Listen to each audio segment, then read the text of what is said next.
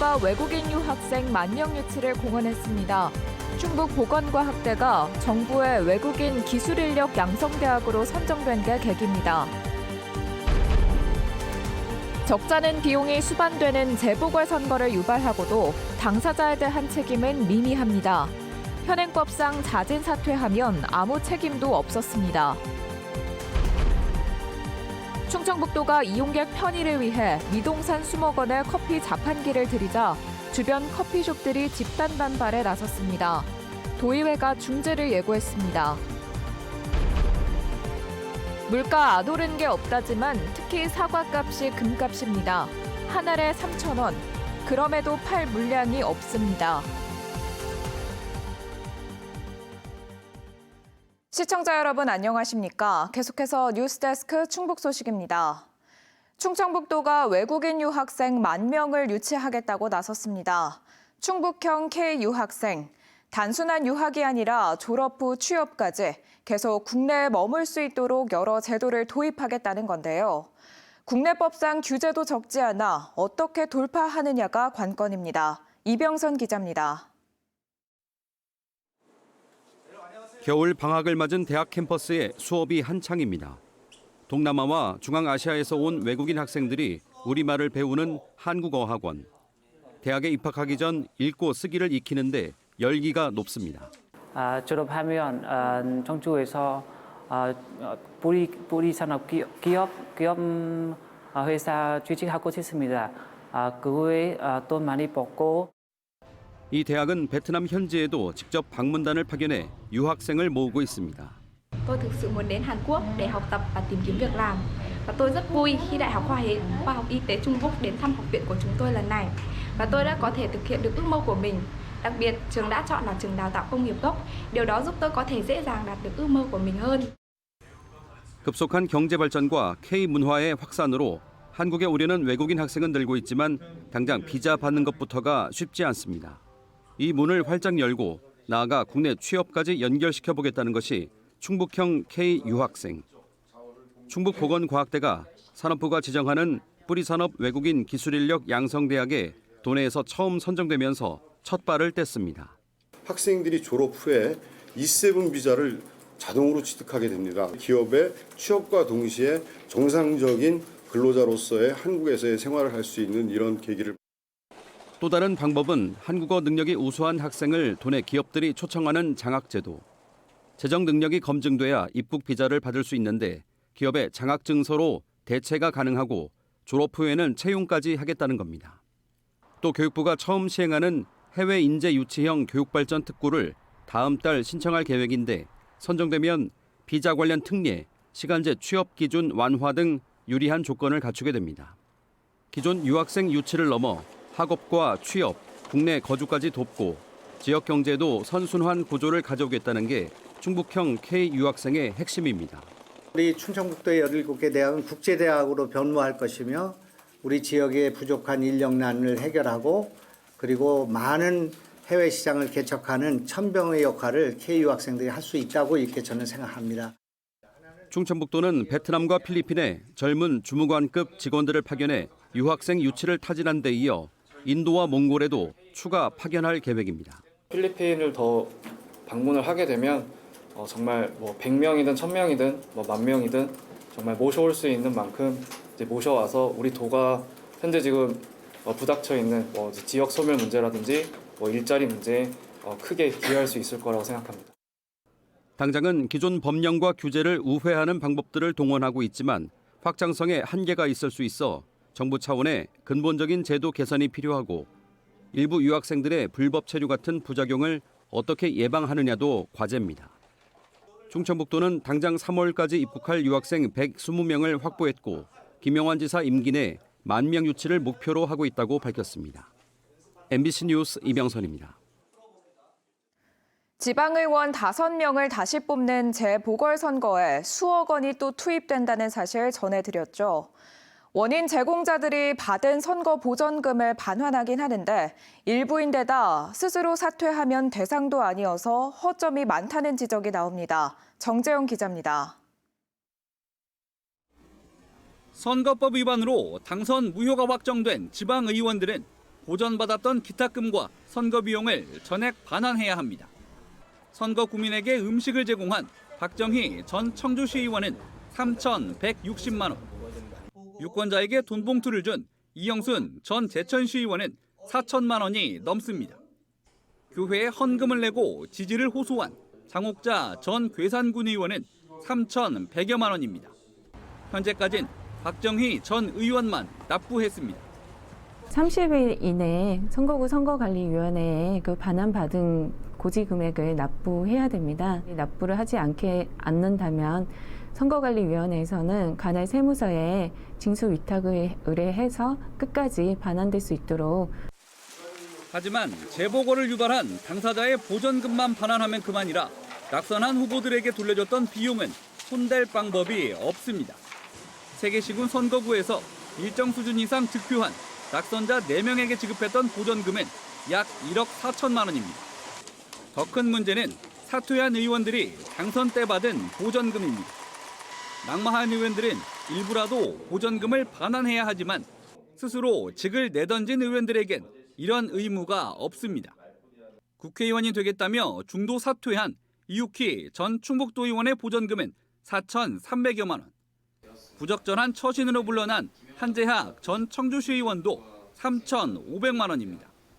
여기에 해당 선거구 낙선자들에게 지급된 보전금 8,100여만 원을 합하면 1억 6천만 원에 육박합니다.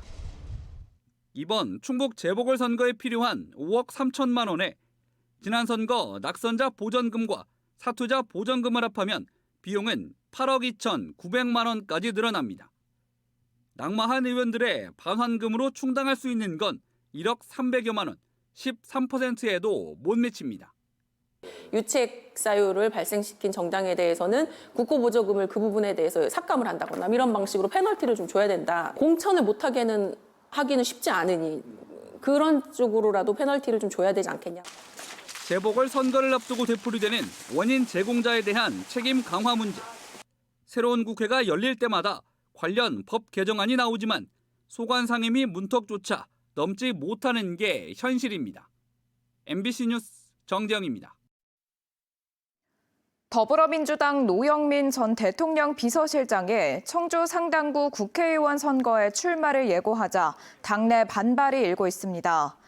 청주 서원구 출마를 준비 중인 민주당 이광희 전 충북도 의원은 오늘 기자회견을 열고 노영민 전 실장의 출마로 윤석열 정권의 심판이 아닌 지난 정권 대 현 정권의 대결 구도로 변질될 우려가 있다고 밝혔습니다. 상당구에서 공천 경쟁 중인 이현웅 전 한국문화정보원장도 보도자료를 내고 노 전 실장의 출마에는 어떠한 명분도 없다면서 출마 철회를 부탁했습니다. 어제부터 내린 눈으로 충북 도내 곳곳에서 빙판길 사고가 잇따랐습니다. 오늘 오전 8시 50분쯤 청주 오창읍의 한 주차장에서 20대 운전자가 몰던 승용차가 미끄러져 2m 아래로 추락했습니다. 이어 오전 10시쯤에는 청주 남이면에서 50대 여성이 몰던 승용차가 미끄러져 연못에 빠졌지만 다행히 다친 사람은 없었습니다. 또 9시 20분쯤 충주시 연수동에서 80대 노인이 빙판길에서 넘어져 병원으로 옮겨졌고 주덕읍에서 집 앞 눈을 치우던 50대 남성이 넘어져 허리를 다치는 등 크고 작은 사고가 잇따랐습니다.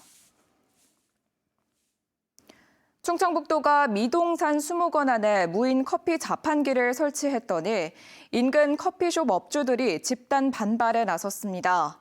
김영한 충북지사 공약에 따라 이용객 편의를 위해 설치한 건데 업주들은 관공서가 주민 세금으로 반값 커피를 팔면서 공정한 경쟁을 해친다고 맞섰습니다. 김대웅 기자입니다.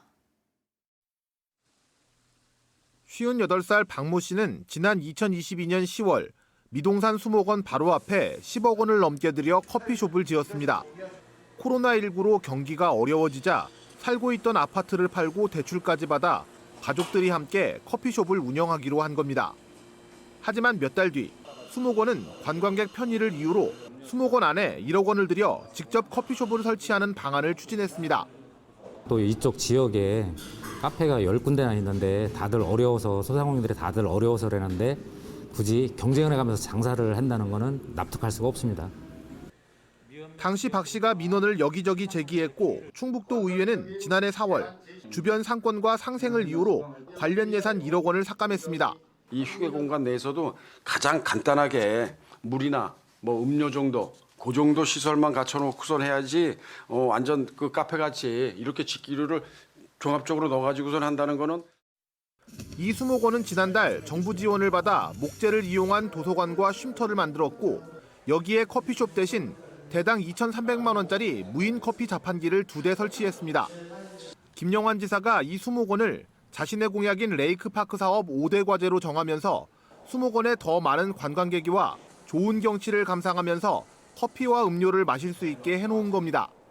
와서 보고 가면 다만 어디라도 앉아서 음료라도 마시면서 이렇게 휴식할 수 있는 부분이 많이 제시가 됐었습니다. 그래서 저희들이 그 방안 모색을 해서. 그러자 박 씨를 비롯한 주변 커피숍 10군데가 동시에 반발하고 나섰습니다. 세금으로 운영하는 관공서가 자신들과 비슷한 메뉴를 반값에 팔고 있어 공정한 경쟁이 되지 않는다는 것. 박 씨는 간단한 캔커피와 음료 정도를 파는 자판기를 생각했는데 고급 무인 자판기가 비슷한 메뉴를 팔면서 매출이 30%나 줄었다고 주장했습니다. 음료와 물과 생수를 제공한다면 저렴한 가격으로 충분히 제공할 수 있는 여건이 있을 건데 굳이 국민들이 낸 세금을 갖고 비싼 머신을 갖고 영업한다는 자체는. 이에 대해 수목원 측은 자판기와 커피숍은 1.5km나 떨어져 있고 고가의 자판기 역시 관람객들 요구에 맞춰 양질의 커피를 제공하기 위해 불가피했다고 해명했습니다. 주변 상권과 상생을 위해 최소 규모로 운영하고 있으며 앞으로 확대할 계획이 없다고 해명했습니다. 충북도 의회는 관련 상임위원장이 다음 주 현장을 방문해 중재안을 마련할 예정이라고 밝혔습니다. MBC 뉴스 김대우입니다. 요즘 장 보러 나갔다가 가격표를 보고 집었던 물건 내려놓은 적 있으실 겁니다. 지난해 유난히 급등했던 식품 물가가 해가 바뀌어도 부담스럽기는 마찬가지인데요. 도대체 이유가 무엇인지 관련 소식 이지현 기자가 보도합니다. 사과와 귤, 그리고 딸기. 겨울철 사람들이 한창 찾는 과일과 채소류가 가판대에 놓여 있습니다. 하지만 손님들은 선뜻 손을 뻗지 못합니다. 30년 경력의 상인들에게도 낯선 풍경은 올라도 너무 오른 가격 탓입니다. 25,000원 주고 비싸지. 그전에는 뭐 15,000원도 하고 2만 원도 하고 했는데. 왜 이렇게 올랐을까? 농가를 직접 찾아가 봤습니다. 지난해 수확한 사과를 저장해 놓은 저온 창고지만 대부분 비었고 구석에만 사과 상자가 일부 쌓여 있습니다. 팔 사과 자체가 부족한 겁니다. 원래는 천장 끝까지 상자로 12층 높이를 쌓아야 하지만 보시는 것처럼 지금은 공간이 남아돌 정도입니다. 지난해 봄 냉해에 이어 여름철 잦은 비와 가을 병충해까지 겹치면서 수확량이 뚝 떨어진 겁니다. 설 대목이 이제 한 달도 남지 않았지만 제사와 선물용으로 내놓을 상품도 부족합니다. 실제로 한국농수산식품유통공사가 발표하는 소매가 기준 사과 한 개 가격은 평균 3,000원. 평년값보다 28% 가까이 올랐습니다. 햇볕도 안 나고 막 비만 오니까 사과가 안 좋지. 우리는 뭐 설에 나갈 게 없어요. 딸기도 비슷합니다. 올여름 계속된 폭염과 폭우로 재배 시기가 늦어지면서 수확량이 예전보다 줄었고 겨울 일조량도 부족해 광합성도 제대로 이뤄지지 못한 겁니다. 밤새 얼지 않도록 더운 물을 뿌리고 내부 온도도 높여보지만 평균 40일이면 수확할 수 있던 딸기가 60일이 걸리고 있습니다. 가격은 올랐다지만 인건비와 기름값은 더 올랐습니다. 해가 나야 기름값이 덜 드는데 농민들을 매출에는 지금 딸기값이 올랐다고 하지만 사실상 피부로 와닿는 건 많지 않다고 생각을 해요. 이 같은 밥상물가 고공행진은 설 명절까지 이어갈 것으로 보여 서민들의 장바구니 부담도 계속될 전망입니다. MBC 뉴스 이지연입니다.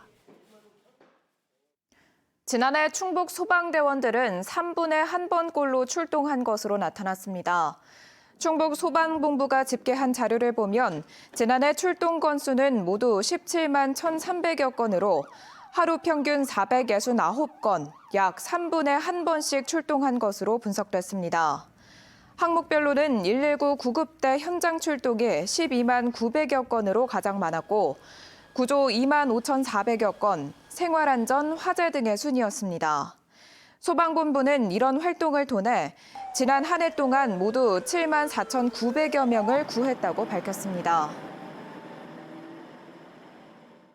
진천군의 인구가 17년 연속 늘었습니다. 지난해 말 기준으로는 진천군의 주민등록 인구는 8만 6천여 명으로 1년 전보다 107명 늘어 2007년 이후로 17년 연속 증가했습니다. 이 같은 기록은 비수도권 군 단위 지자체 가운데 진천군이 유일합니다. 진천군은 올해 입주 예정인 교성 1지구와 충북혁신도시 C3 블록 등 4개 기구가 계획대로 진행될 수 있도록 관리하고 18년 연속 인구 증가를 이뤄나가겠다고 덧붙였습니다. 충북 엘리트 선수 육성에 교두보를 마련할 스포츠 과학센터가 임시 개소식을 갖고 본격적인 스포츠 과학 지원에 들어갔습니다. 충북 스포츠과학센터는 국가대표 선수들에게만 지원했던 스포츠 과학 서비스를 지역 학생 선수 등으로 확대해 체력 분석과 맞춤형 훈련 프로그램 등을 제공할 예정입니다. 또 운동 손상 예방과 스포츠 심리 등 각 분야의 전문가들이 참여하는 스포츠 과학 교실도 운영합니다. 충북 소식 마칩니다. 고맙습니다.